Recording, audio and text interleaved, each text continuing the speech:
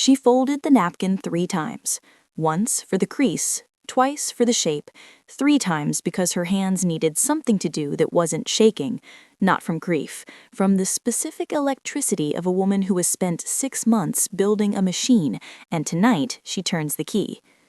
3 plates, 3 forks, 3 knives, 3 wine glasses, the crystal ones his mother gave them on their bonding night. She hadn't used them in 4 years. Tonight felt appropriate. Candles, his favorite meal, braised lamb with rosemary and roasted garlic potatoes. The kitchen smelled like a love letter, everything arranged with the precision of a woman who understands that details are weapons, and weapons must be loaded carefully. She checked the time, 6:47 p.m. He would be home by 7. He was always home by 7 on Thursdays because Thursday was their night, date night, the one tradition from their early years that survived the slow erosion of everything else. He never missed Thursday. She found that amusing now. He never missed the night he dedicated to his wife. He just forgot to mention the other 6. The front door opened at 6:58 p.m., 2 minutes early. She heard his keys on the hook, his coat on the chair, his footsteps down the hall, heavy, confident, the footsteps of a man who has never once considered that the ground beneath him might be hollow. He walked into the dining room, stopped. She watched his eyes move across the table, plate 1, plate 2, plate 3, his brain processing the geometry, 3 settings at a table that had only ever held 2. "You cooked," he said. "Your favorite."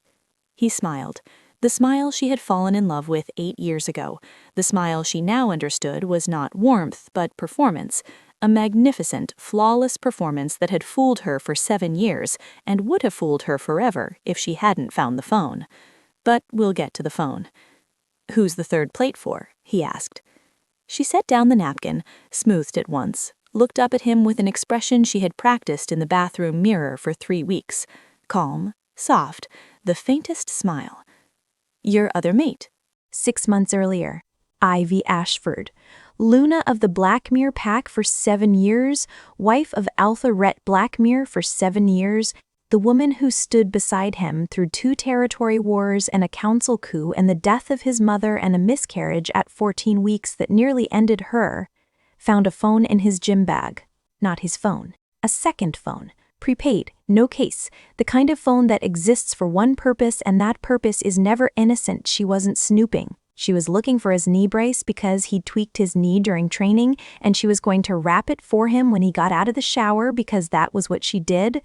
That was who she was. Ivy Ashford wrapped knees and packed lunches and remembered every wolf's birthday and planned the pack's seasonal festivals and held Rhett's hand during council meetings when Councilman Graves challenged his decisions and made sure the den's medical supplies were stocked.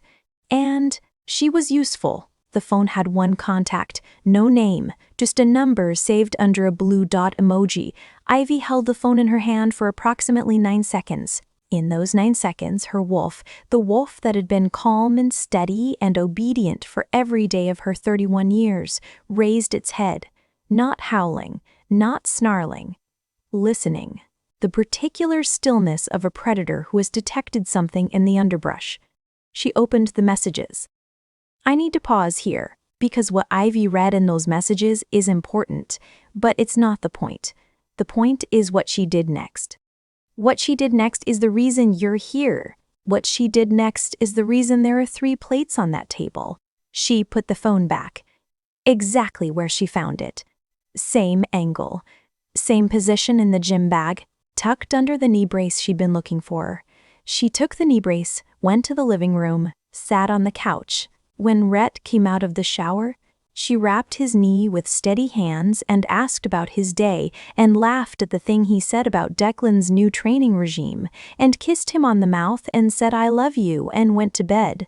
Beside him and stared at the ceiling for 4 hours while he slept. She did not cry. She did not confront him. She did not call her mother, or her sister, or her one friend Josie, who worked in the Pack library. She began. What Ivy did over the next 6 months would later be described by the Elder Council as the most methodical exposure of an alpha's misconduct in the Northern Territory's recorded history. She didn't know that yet. She was just a woman with a 9-second head start and the particular fury of someone who understands that screaming gives your enemy time to prepare a defense. Week 1. She memorized the phone number saved under the blue dot, didn't write it down, memorized it. Then she waited for Rhett to leave for council meetings and checked the phone twice more. The messages were careful. No names, no locations, no explicit language.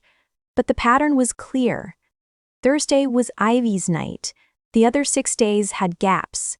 Tuesday meetings that ran late. Saturday training sessions that ended at times that didn't match the schedule she managed. She mapped the gaps. Ivy had spent 7 years managing Blackmuir's calendar. Every council meeting, every training block, every patrol shift. She knew the schedule better than anyone alive. And when she laid the official schedule against Rhett's actual movements, the times he left and the times he returned, the gaps appeared like holes in a fence. Tuesday, 90 minutes unaccounted for. Saturday, 2 hours. Some Mondays, 1 hour. The gaps had a frequency, a rhythm. The rhythm of a man who had integrated deception into his routine so seamlessly that it moved with his life like a second pulse. Week 3. She followed him. Not physically. She wasn't stupid.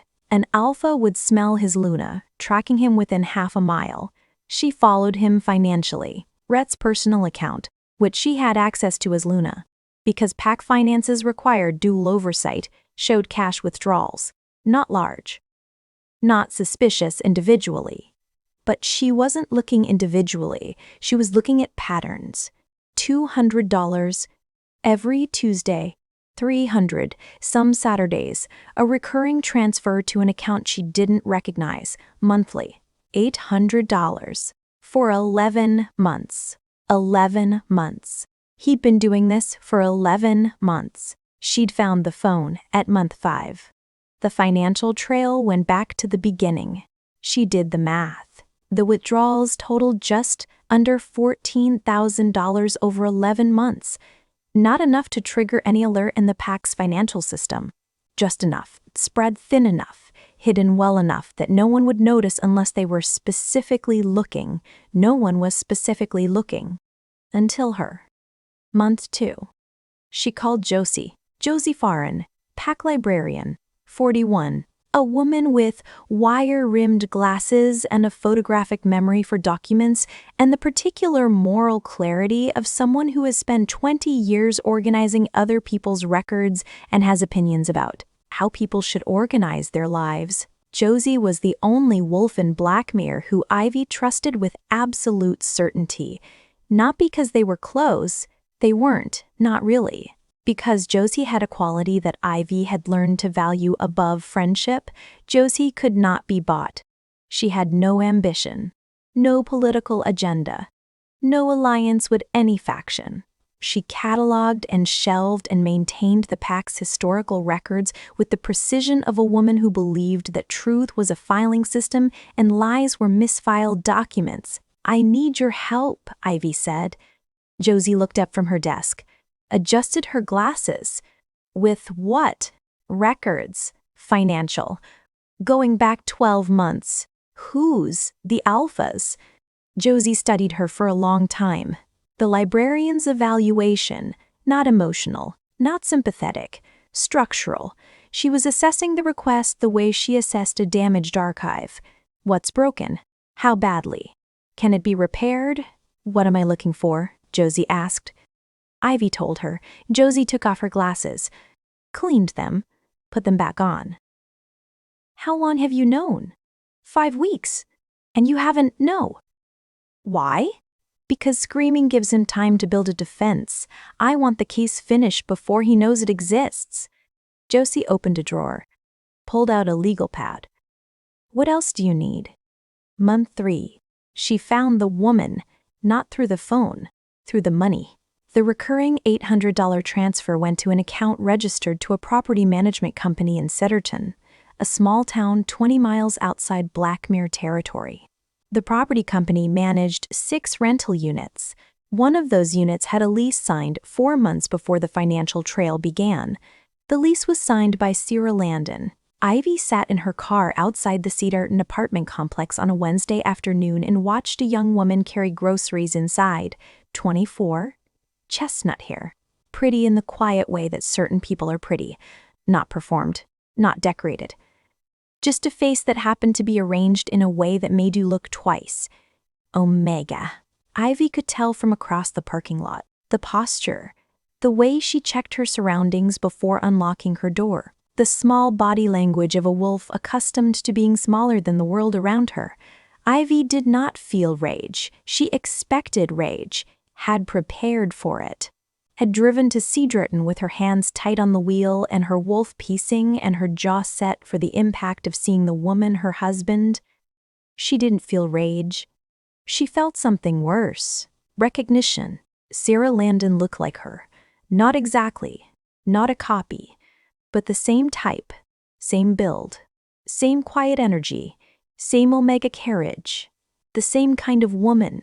Steady, warm, the kind who remembers how you take your coffee. Rhett had a type, and the type was the woman he'd married. Just younger. Newer. Unburdened by 7 years and a miscarriage and the slow grinding weight of being useful. Ivy drove home, cooked dinner, wrapped his knee, said I love you, and began phase 2. Phase 2 was Josie's idea. If this is just an affair, Josie said, you take it to the council and they slap his wrist and recommend counseling and nothing changes. Alphas cheat. The system protects them. That's how it works. Josie pushed her glasses up. But if there's a pattern, if this isn't the first time, the Elder Council has a different protocol. Systematic misconduct. It's not a slap on the wrist. It's a fitness review. And a fitness review can end an alpha's title. Ivy looked at her. You think there were others. I think. Josie said carefully that a man who builds a financial system this clean on his first affair is a man who is practiced. They found them. Not 2, not 3. 7. 7 women over 7 years. 1 for every year of the marriage. Josie pulled the records. Financial, travel, calendar discrepancies.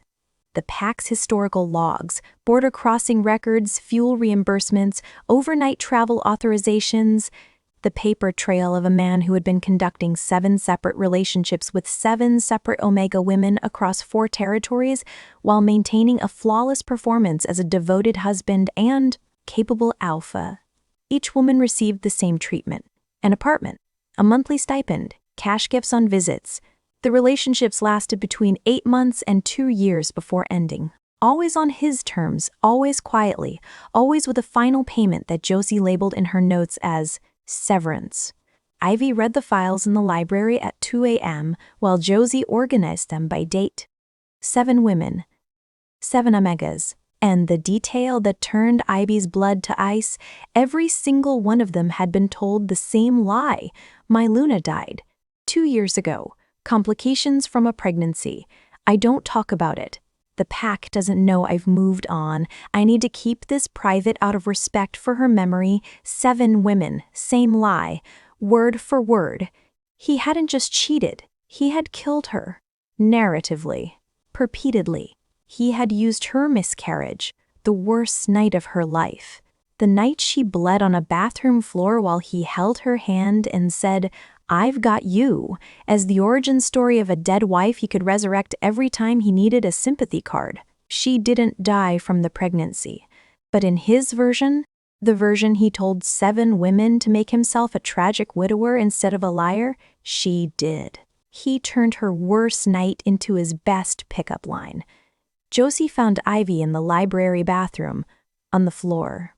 Not crying, shaking, the full-body tremor of a woman whose grief and fury had exceeded her body's capacity to contain them and were now expressing themselves through physics. Josie sat on the floor beside her. They didn't speak for 20 minutes. Then Ivy said, I want all 7. Josie said, I'll find them. It took 3 months. 3 months of Josie tracking down 7 women across 4 territories.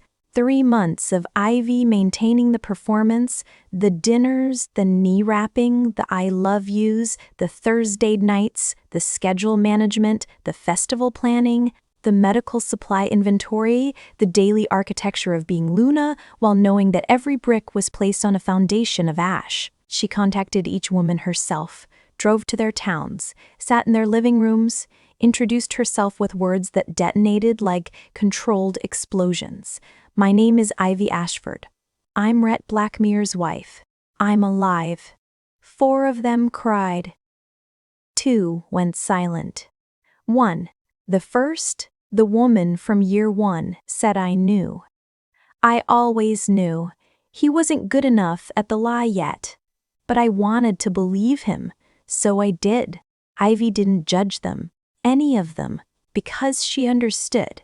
With the blinding clarity of a woman who had spent 7 years believing the same man, that the lie wasn't about intelligence, it was about hope. Each of these women had wanted what she had wanted, a mate, a bond, a man who chose them, and Rhett Blackmere was exceptional at making women feel chosen. It was his gift.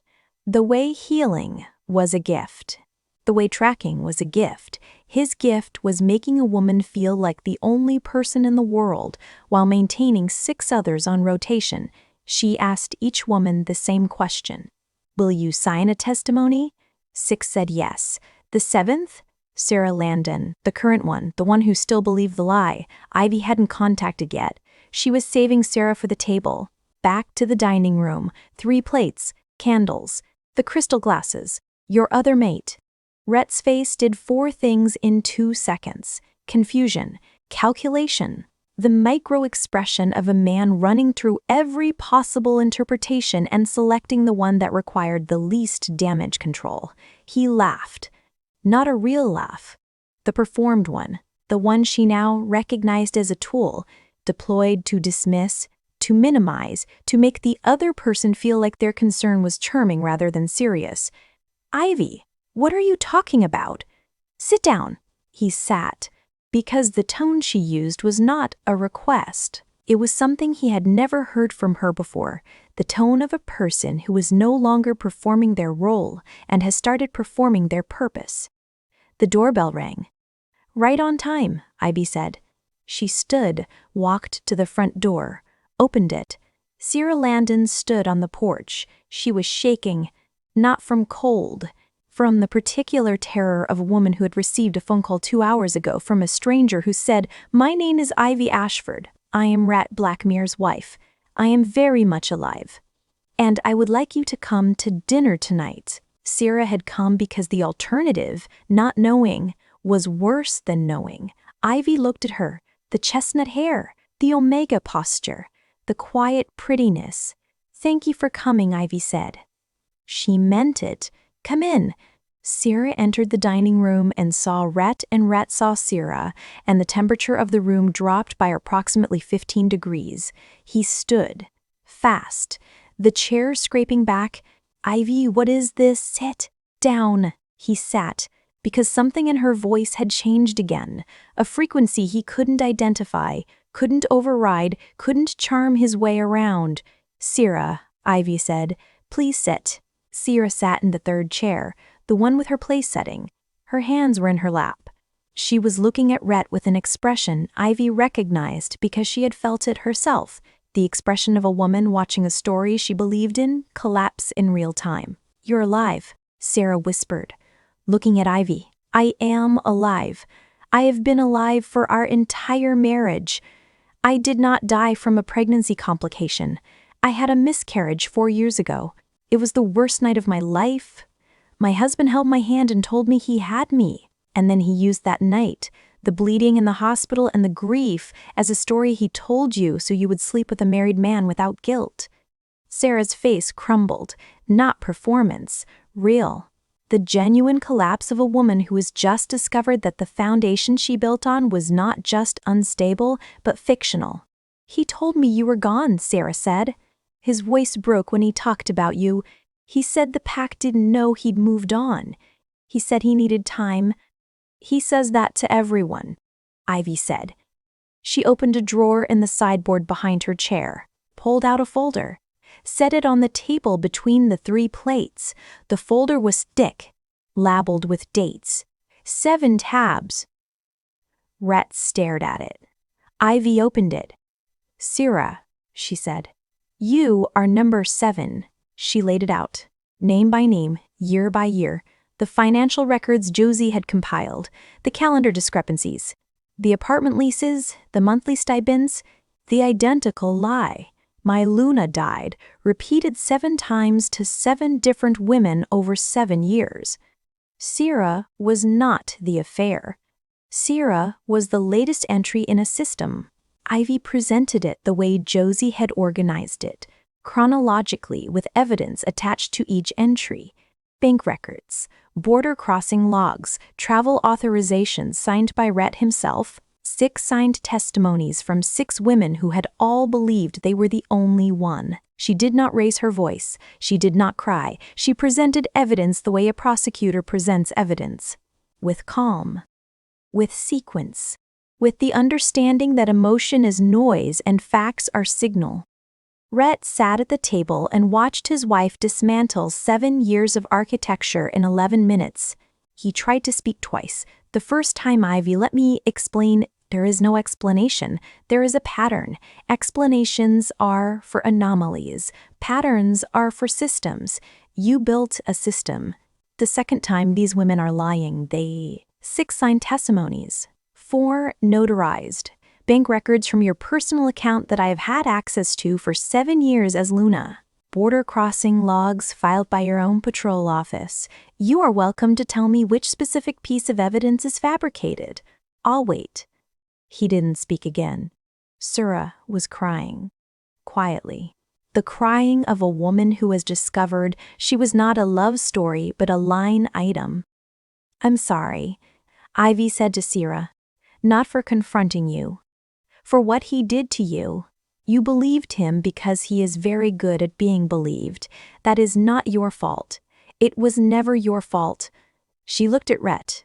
"It was always yours.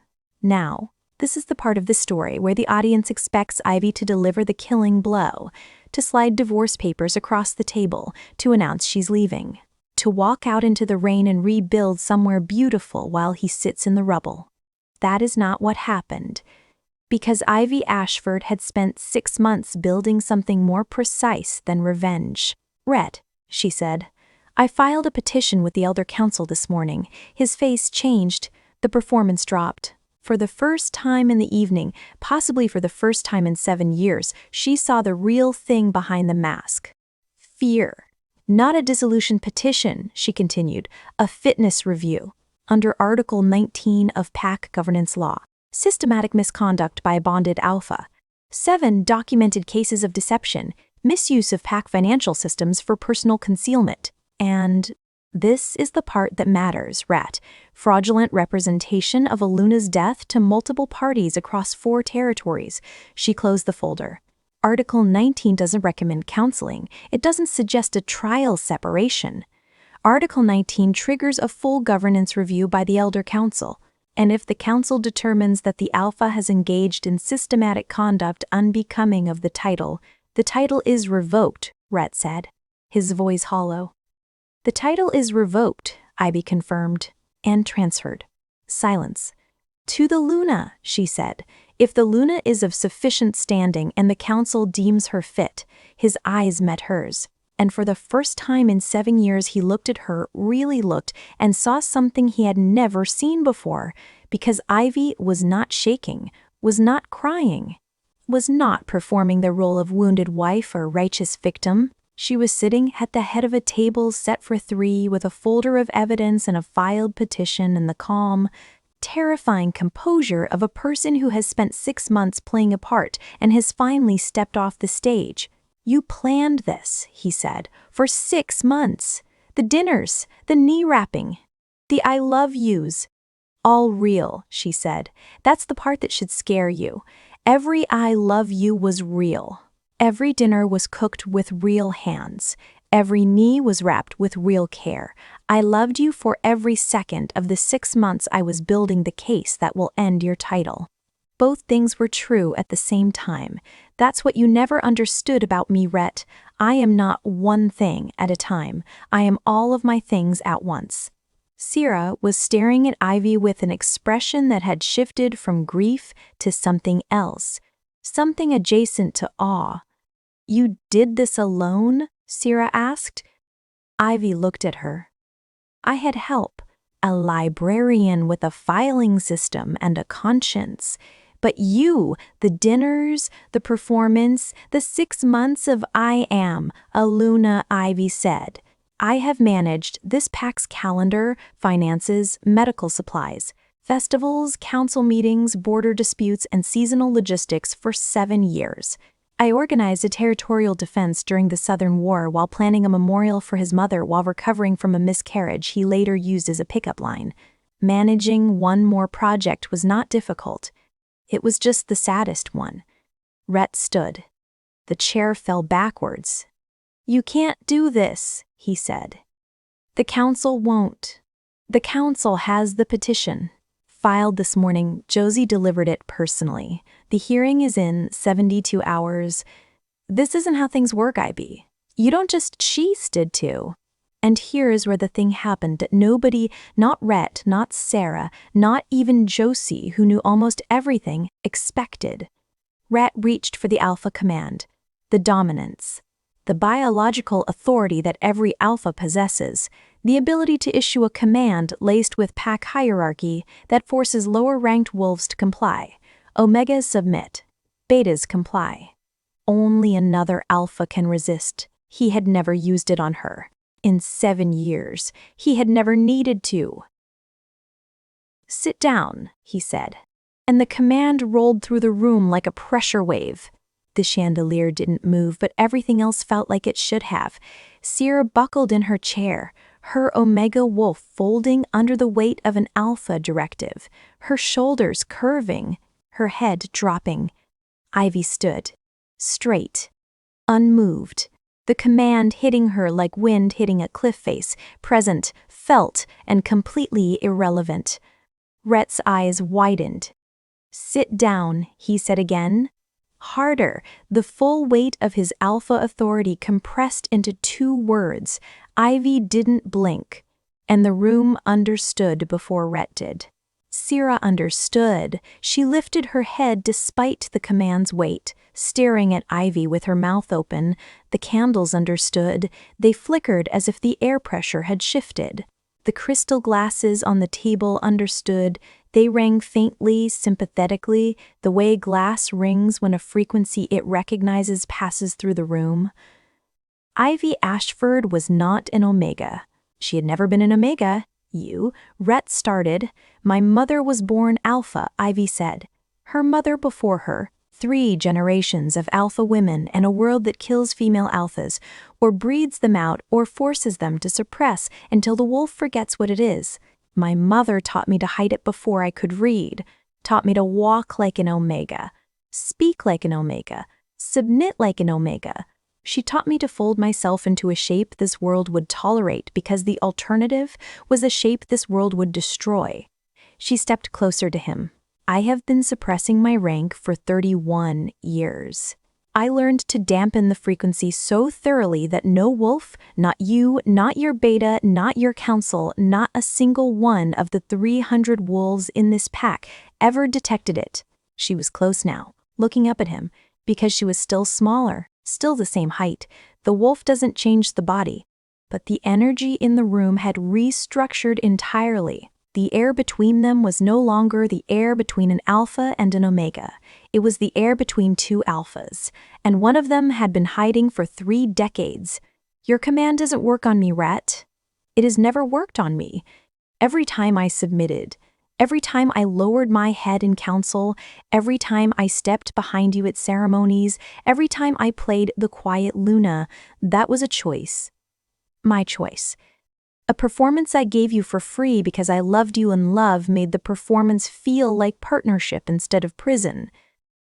She held his gaze. But I am done performing. Rhett sat down. not because she commanded it, because his legs made a decision his pride wouldn't have allowed, the table for 3, candles still burning, the meal untouched, the crystal glasses reflecting flame. 3 people at a table, an alpha who had been exposed, an omega who had been deceived, and a woman who had spent 31 years wearing a disguise and had just removed it in front of the only 2 people who needed to see what was underneath. "Why didn't you tell me?" Rhett asked. His voice strange, thin. "When?" Ivy said. "Before or after you told 7 women I was dead. I mean, the alpha blood, the suppression. 31 years. Would it have changed anything?" He was quiet. "Would you have cheated with 7 omega women if you knew your wife could match your rank? If you knew the woman wrapping your knee and cooking your dinner and managing your entire pack was an alpha wearing an omega's posture because her mother taught her that visibility meant death?" He didn't answer. "Or would it have changed everything? Would you have been afraid of me? Would the dynamic that allowed you to build your little system, the dynamic where I was small and steady and useful and you were large and powerful and entitled, would that have survived the knowledge that I was your equal?" She sat back down, folded her hands. The same posture from the beginning of the evening. The calm, the faint smile. "I think you chose omegas because they were smaller than you, because the hierarchy meant they couldn't challenge you, because an omega who believes she's loved by an alpha will tolerate things an equal never would. I think your system required my smallness, and I gave it to you. For 7 years. She looked at the folder. That's over now. The next 72 hours were the longest of Ivy's life. Not because of the waiting, because of what she discovered during the waiting. Rhett didn't fight. That was the first surprise. She expected lawyers. Counter-petitions, a campaign to discredit the evidence. An alpha with everything to lose should rage and strategize and deploy every weapon available. He packed a bag, moved to the beta's quarters, attended no council meetings, made no calls. Declan, his beta, a wolf who had served Rhett for 12 years, came to Ivy on day 2. "He's not fighting," Declan said. He read the file. All 7. He sat in the guest room for 6 hours, and then he asked me to bring him a pen and paper. Ivy waited. He wrote letters, Declan said. 7 of them. 1 for each woman. I don't know what they say. He sealed them. Asked me to deliver them. Ivy studied Declan's face. The beta was not lying. The beta was, and this was the second surprise, relieved. The posture of a man who had been carrying a weight he didn't sign up for and had just been given permission to set it down. "You knew," Ivy said. Declan was quiet for a long time, I suspected. For 3 years. He was careful, but I'm his beta.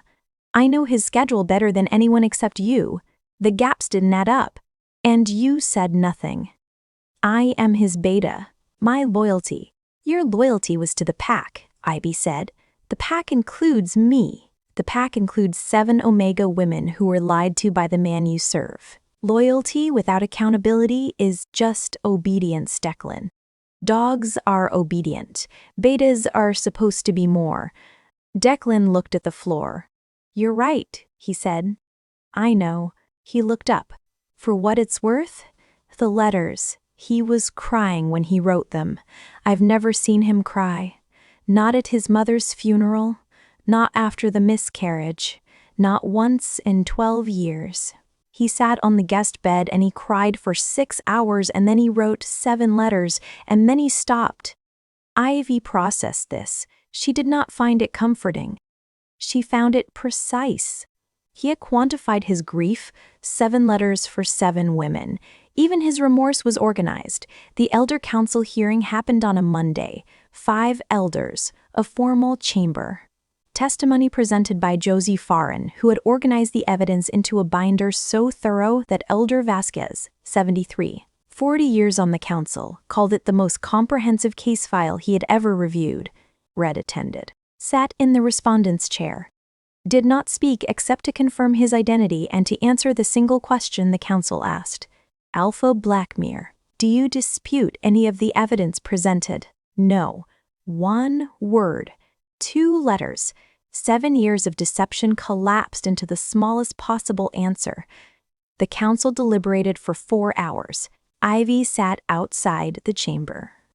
On a bench, hands folded, the same posture she'd held at the dinner table, Josie beside her. You're going to be Alpha, Josie said. I don't to be Alpha. That's exactly why you should be. The ruling came at 6 p.m. Alpha Rhett Blackmere, the Elder Council finds that you have engaged in systematic misconduct as defined under Article 19.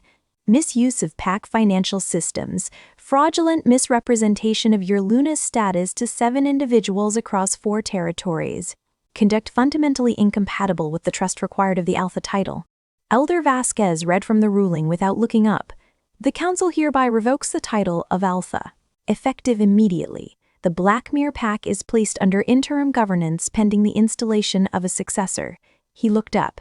Luna Ashford. The council recognizes your 7 years of service to this pack. Your governance of Blackmere's operations has been exemplary by every measure. Additionally, evidence presented during this hearing indicates that you possess Alpha lineage previously undisclosed, a matter the council will address separately. He paused. Given your qualifications, your service, and the confidence of this council, you are offered the Alpha title of Blackmere Pack. Do you accept? The chamber was silent. Every elder looking at her. Josie looking at her. Declan, permitted to attend as a witness, looking at her. Rhett looking at her. She stood, and the thing she said next was the thing nobody predicted. Not the council. Not Josie. Not Declan, not the audience. You didn't see this coming, because Ivy Ashford had been unpredictable for 6 months, and she wasn't going to stop now. No, she said. The chamber erupted, not with noise, with the particular silence that follows a word so unexpected it needs time to land. No. I don't want his title, Ivy said. I didn't build this case to take his pack. I built it because 7 women deserve to know they were lied to by the same man in the same way with the same words. I built it because the system that protects alphas who cheat needed to see what protection actually costs. And I built it because my mother spent her entire life hiding, and I am done hiding. She looked at the council. I am an alpha. I have suppressed my rank for 31 years because the world my mother lived in would have killed me for it. I am done suppressing. I am done performing Omega. I am done folding myself into shapes that make other people comfortable. She paused. But I will not take a title that was built on a pack I managed as someone else. These wolves know me as their Luna, their quiet, steady, useful Luna. If I take the Alpha title now, in this room because a council handed it to me, I am still being defined by my relationship to him, his wife, his Luna, his replacement. I am not his anything. Not anymore. She looked at Rhett. One last time. I'm leaving Blackmere. Not because I was driven out, because I am choosing to build something that has never had his name on it. From the ground. As myself, without the disguise. She turned back to the council.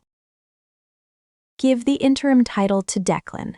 He has served this pack for 12 years. He made mistakes, silence when he should have spoken, but he is capable of learning from them. I believe he will, especially now. She looked at Declan. The beta's eyes were red. Don't be obedient, she said. Be accountable. There's a difference.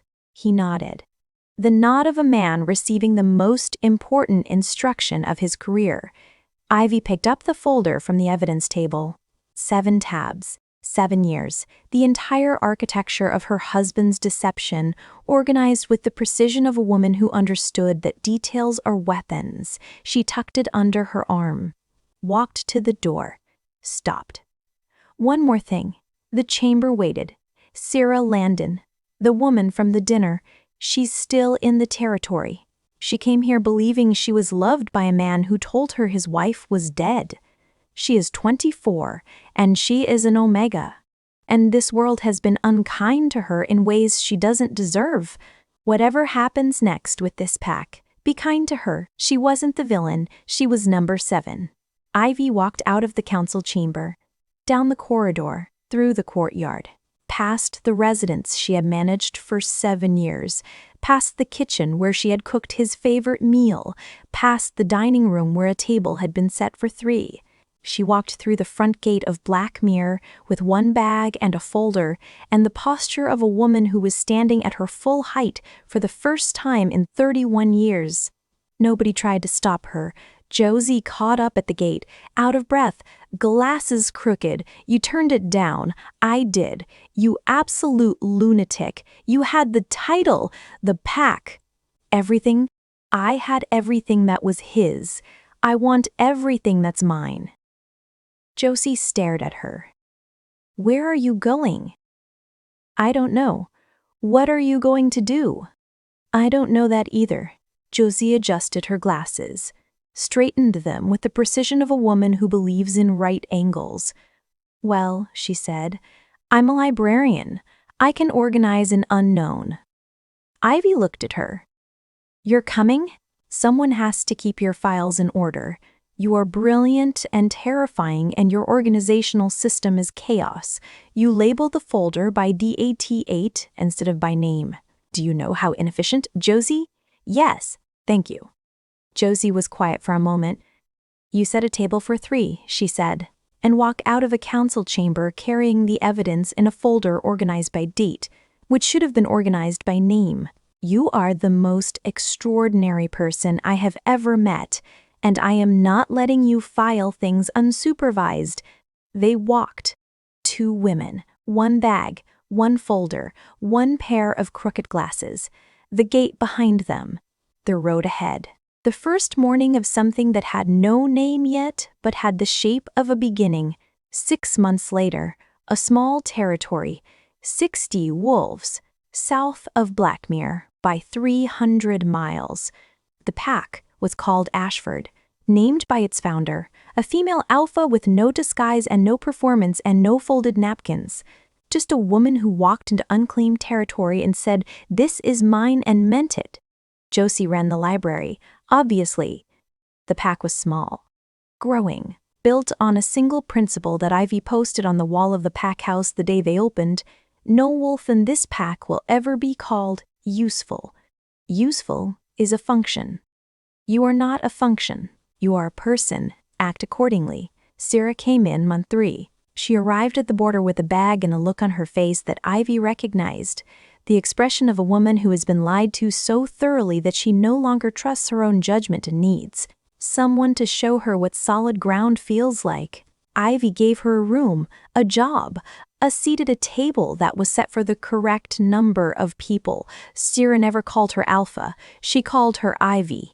Because in Ashford, names were enough. Declan called once. Month 4. The pack is stable, he said. The council approved my interim appointment. The reforms are... How is he? Ivy asked. She didn't know why she asked. She planned not to ask. But 7 years doesn't empty overnight. It drains slowly. The way a table set for 2 becomes a table set for 1. You keep reaching for the second glass before you remember. He left, Declan said, voluntarily. After the ruling, he signed the territory over and walked out. Nobody knows where he is. Silence. He asked me to give you something, Declan said, before he left. He said you would know what it meant. What is it? A napkin, folded 3 times. Ivy closed her eyes, once for the crease, twice for the shape.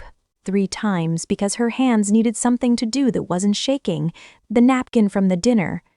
The table for 3. The last artifact of a marriage that had been a masterpiece of deception disguised as love. Keep it, she said.